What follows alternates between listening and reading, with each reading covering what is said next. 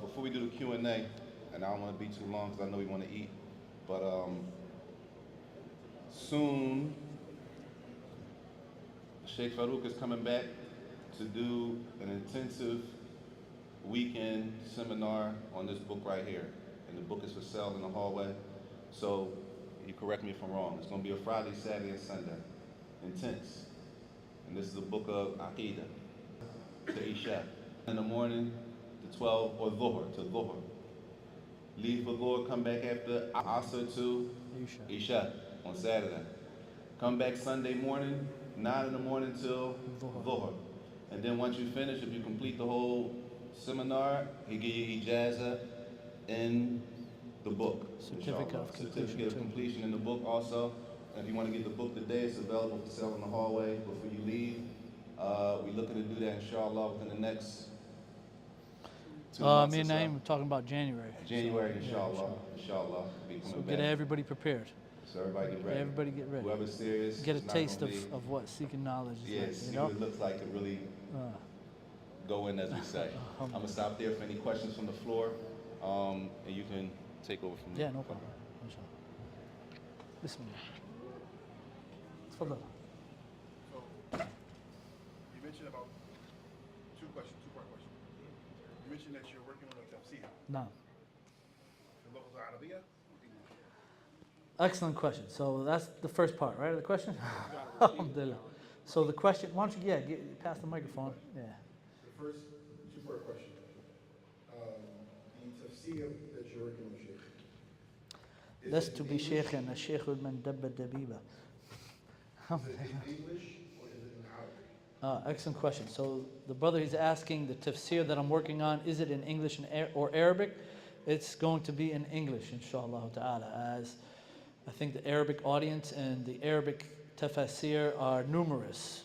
There's a wealth of knowledge in the Arabic tafsir libraries, ulum al-Quran. We have nothing in English. You know, what we have in English is minuscule compared to probably, I would say, 5% of the Arabic books that have been written and authored in tafsir. So yeah, it's going to be in English. The verses are going to be in Arabic. Some hadith I'll leave in Arabic. And then, what I'm really trying to focus on is extracting the eloquence of the word selection in the Quran, and then the relationship of verses to each other, and then surahs to each other in the Quran, which I don't find, excuse me, to be currently existent in the English language. So that's why, in what is the greatest miracle of the Prophet Muhammad sallallahu alaihi wasallam? The Quran. So to try to taste the beauty of the Quran. And that should encourage us too to learn more Arabic, because the more you learn Arabic, the sweeter the Quran becomes to you. When you're in Ramadan and praying Taraweeh, you understand what the Imam is reciting. So, and we know that in the Quran, that every word in the Quran is in its correct place, and Allah selected those certain words for certain reasons with certain meanings behind them. If one word is missing, it's, the Quran is like the scholars of tafsir in ulum al-Quran, they describe the Quran as like a tightly woven like garment that is stitched together finely. Like, how do you find, like, for example, a t-shirt? If it's finely woven together, if one stitch is missing, what happens? The t-shirt may be wrinkled, the whole t-shirt will unravel. And there's no comparison to the book of Allah Azza wa Jal, but many of the scholars, that's how they mention, to try to explain how the words in the Quran are fit in their perfect places and have special meanings, right, in relationship with the words before it, the words after it, the verses before it, the verses after it. So that's what I was trying to focus on. Not only trying to incorporate the tafsir, but also trying to extract those linguistic benefits, those balagha benefits from the Quran that... Sisters, can you lower your voices, please? Jazakallah khair. And trying to extract those linguistic benefits to show, right, how beautiful the Quran is and how we need to ponder and reflect over it more. No, so that's going to be in English, not in Arabic. The only Arabic compilations I have is my two rasa'il, the master's thesis and the PhD thesis, but I also have another book. I'm still reviewing it. It's called Tahqiq al-Ittiba' لنبينا المعصوم وإبطال التقليد والتعصب المذموم. So that is in Arabic. That's about 180 pages, but I'm still in the process of reviewing that. I've been working on that for like probably 8 years now. That's on the back burner. You know, alhamdulillah, I didn't bring it up to the front burner yet. So, alhamdulillah, may Allah grant me success. So far, we've reached up to the last surah that I just finished about a month ago, Surah Adiyat. Because that's from the Meccan surahs. So, you know, understanding the Quran, reading the Quran in that context is, subhanAllah, is beautiful, because you get the whole Meccan period, what was going on in the Meccan period, what are the relevance of these Meccan ayat, these Meccan surah, and it takes you through the whole seerah. Like, who was Allah Azza wa Jalla talking about, you know, in Surah Ad-Duha, or, you know, Tabbat yada abi lahabin wa tab, you know, like, if you're reading the Quran from Baqarah to Nisa to Ali Imran to Ma'idah, and then the last thing you get to is the story of Abu Lahab, which happened in the beginning of Islam, you might, you know, it might not link with you, you know. So we're trying to go that way. So we started off with Surah Al-Alaq, Iqra, you know, and how the revelation was revealed to the Prophet Muhammad ﷺ initially, then Al-Muzammil, then Mudaththir, then Qalam, then... And like I said, it's ijtihadi, but you find many of the mufassirun, they mention, like in their tafsir, that this surah was mentioned to be the 5th surah nuzulan, or the 10th surah nuzulan, or the 12th surah nuzulan. So, alhamdulillah, may Allah accept it, Shaykh. Jazakallah khair. The second question is, sometimes Allah subhanahu wa ta'ala mentions himself بصيغة المفرد. And sometimes, I'm sorry, singular form. صيغة الجمع. أيوة. Okay. جمع and بصيغة Plural. الغائب. No. So could you expound on it and show that why does Allah subhanahu wa ta'ala mention himself in singular form, in plural form, and in third party? Okay, excellent question. So that is directly related to balagha, to one of the sciences of the Quran, and the sciences related to the Arabic language. Balagha, I don't know what's a good translation for balagha. Anybody have a good translation for that word in English? I guess you can say the Arabic eloquence or eloquence of the Arabic language and things like that. So the brother's asking about why does Allah Azza wa Jal sometimes in the Quran refer to himself in the third person, like Huwallahu, for example, or refer to himself as plural, right? Inna nahnu nazzalna dhikra wa inna lahu lahafidhun. For example, that verse. First and foremost, it depends on who is being addressed. Because we know the Quran, it blends between at-targhib wa tarhib. It blends between encouragement and discouragement. And we find this just, for example, in Surah Fatiha and all throughout the Quran. Some verses Allah will be encouraging the believers to do something, and Allah expressing His magnificence and His greatness. Okay? And this is many times when Allah Azza wa Jalla speaks about Himself in the third person.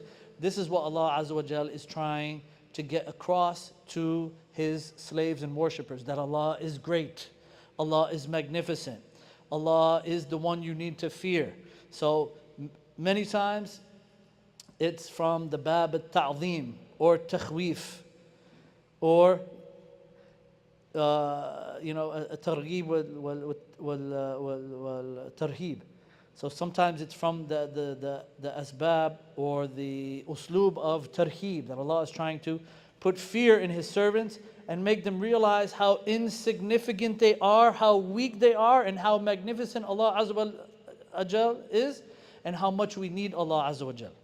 So that many times when Allah Azza wa Jal talks about Himself in the third person, that is one of the contexts that Allah Azza wa Jal mentions when He talks about Himself in the plural form, like inna nahnu nazzalna dhikra wa inna lahu lahafidhun. Like, indeed, we have sent down the revelation. So Allah is yu'akkid the fact that He is the one, the magnificent one, the great one who has sent down the Quran, and He is responsible for preserving it. Not you, not me, not this sheikh, not that sheikh. It's Allah Azza wa Jal. Because the previous nations, what happened? Allah sent down to them their books, but they didn't fulfill their covenants. Because the preservation of the books of the previous nations was in their hands, trusted to the rabbis and leaders of the Jews and the Christians, but they left it off. So Allah knew He was going to send down a final book, and Allah promised that He will preserve it. So Allah is showing the worshipper, right, the slave, that look, you are insignificant in this. Yes, memorize the Quran, act upon the Quran, implement it, but no matter what you do, I am the one who will preserve the Quran. Not only does Allah preserve it in the Law al-Mahfuz, but He also will preserve it in many other ways that Allah Azza wa Jal desires. So that's, and also tashrif, right? Like showing Allah is noble, showing Allah is one of dignity, right? That's also one of the contexts that Allah Azza wa Jal uses when referring to Himself in the plural form, right? No way, or right, nobody should have any thoughts in their mind that Allah Azza wa Jal is three, or one of three, or part of the Trinity and things like this, right? This is utter falsehood. And so in the Arabic language, even like we say in the Arabic language, like sometimes we say, where are you, Ali? And he's by himself. We say, nahnu jayin, like we're coming, right? So not as like, a means to like, put yourself on a pedestal and things like that, but sometimes, we use that as an expression. And when Allah revealed the Quran, He used it with the expressions and the words that the Arabs were most familiar with. So the Arabs, the companions, the first and foremost from amongst them, they were the ones who were the most knowledgeable of the Quran and understood what Allah Azza wa Jal meant. Like, Alhamdulillahi Rabbil Alameen, Ar-Rahman Ar-Rahim, Maliki Yawmiddin, Iyaka na'budu wa Iyaka nasta'een. Why do we say Iyaka na'budu? Right? Allah refers to Himself, Iyaka, you, Allah, right? In the singular form, restricting the worship only to Him alone. And giving, right? يقدم المفعول على الفعل, right? تدل على حصر, that only the worship is to Allah Azza wa Jal alone. But why do we say na'budu wa nasta'een? Why do we use the plural form? You're praying by yourself, right? You pray your sunnah and you read Fatiha. But you say Iyaka na'budu wa Iyaka nasta'een. Why are you saying in the plural form? To show how weak we are and how great Allah Azza wa Jal is. He is the one, but us collectively, we worship Allah Azza wa Jal, but we'll never be able to fulfill His right. We are weak. We worship. That's another proof to show that congregational prayer, right, is something, highly recommended, right, or wajib if you take that opinion and things like that, right? And that we should only seek help of Allah. Iyaka na'budu wa iyaka nasta'een. Right? What's the difference between nasta'een and asta'een? In the meaning, right? Singular. Like now it's like, okay, well, I'm the only one who seeks Allah's help. Like, like you're special or something like that. But no, nasta'een means we all need Allah's help, showing how much more we're weak and deficient and in need of Allah Azza wa Jal. So the scholars of Balagha, they go into detail about this, like why Allah sometimes, He'll refer to Himself in the third person, then switch it to the second person, and then switch it to the plural form, right? This is all meant to move the hearts of the servants, because when the Quran was revealed, Allah was addressing what? Our intellects or our hearts? Our hearts. لَهُمْ قُلُوبٌ لَا يَفْقَهُونَ بِهَا. They have hearts which they don't understand with. Allah didn't say لَهُمْ عُقُولٌ لَا يَفْقَهُونَ بِهَا. Allah didn't say they have intellects which they do not understand with. So when Allah is sending down the Quran to the Prophet Muhammad and we're reciting it and reading it, it's a message addressed to our hearts. Addressed to our hearts. And go back to the books of Balagha, Shaykh, inshallah, and you'll see. And especially one book of tafsir, for those who know Arabic, mashallah, you seem to be well versed in Arabic. Have you ever heard of At-Tahrir wa Tanwir by Ibn Ashur? Excellent book of tafsir. Excellent book of tafsir for those who know Aqidah, know Creed, right? He did have some inclinations towards the Ash'ari madhab, right? In many of his taqrirat. But it's better than, you know, the other tafsir like tafsir al-Zamakhshari, who's Mu'tazili, and you'll get lost in that tafsir. But this tafsir, you know, like if you're looking for linguistic benefits and the benefits of why would Allah mention first person, second person, third person, he'll mention a lot of these benefits and go and take a deep dive into the linguistic benefits and those related to balagha. Now, any other questions? We got 3 minutes. So here's another book here. Alhamdulillah, this was notes actually that I had compiled during my master's degree. And you know, my notes were just sitting around in a notebook in my library, and I said, well, let me just share it with the people and make it into a benefit. So it's called Hidden Defects, the Notes and Benefits of Ahl Hadith, about hidden defects in prophetic narrations. And you know, discovering hidden defects in narrations is not something that I am either well versed at doing. Alhamdulillah, we know the principles, we know the tactics and techniques that you would go about to detect hidden defects in hadith, but majority of the time you find that previous scholars, Imam ad-Daraqutni, Imam at-Tirmidhi, Imam Ahmad, Yahya ibn Ma'in, they already have found these hidden defects in hadith. So you know, that was just a bunch of notes. And you know, the Prophet Muhammad sallallahu alaihi wasallam, he says, "Qayyidul ilm bil kitaba," right? He says, preserve knowledge with writing it down. We have to be a nation of reading and writing. The first 5 verses that Allah Azza wa Jalla sent down to the Prophet Muhammad, what did they mention? The 2 fundamentals of learning, reading and writing. Allah repeated the command to read how many times? Twice. And He said the tool that you use to convey knowledge is what? The qalam. So as students of knowledge, students in college, students in school, you have to get into the habit of reading and writing.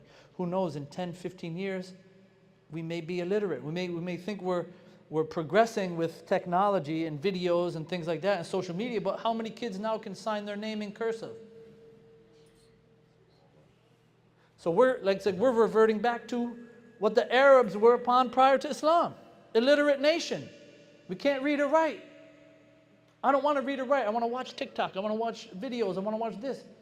So even the parts of your brain that you use when you're observing videos and flashy colors and quick shorts, 1 minute, 30 second, you're using a whole nother part of your brain than when you are sitting down, reading and writing. So that's why it's very important that we get back to turning our masajid into houses of learning, centers of learning. Not only centers of worship, but centers of learning. Teaching reading, teaching writing in Arabic, memorization of Quran, memorization of nusus. This is what our communities, inshallah, should be doing. And that's it? Okay, so last question. Jazakumullah khair. May Allah bless all of you. May Allah increase Imam Muslim Family Center in goodness and everybody associated with them and the administration and all the youth. We want to see the youth up here, inshallah, in 10, 15 years, taking our spot, because we're not going to be here forever. So you guys have to tread the path to seek knowledge. And if you tread the path to seek knowledge, Allah will make the path to paradise easy for you. And everything in the heavens and the earth will ask Allah for forgiveness for you. So take some time, my dearly beloved brothers and sisters, and seek some knowledge of this blessed deen. Jazakumullah khair for your time. It was wonderful to see all of you again, and I hope to see you all in January. We can go over the Lamia poem of Shaykh al-Islam Ibn Taymiyyah together. Barakallahu feek. Assalamu alaikum wa rahmatullahi wa barakatuh.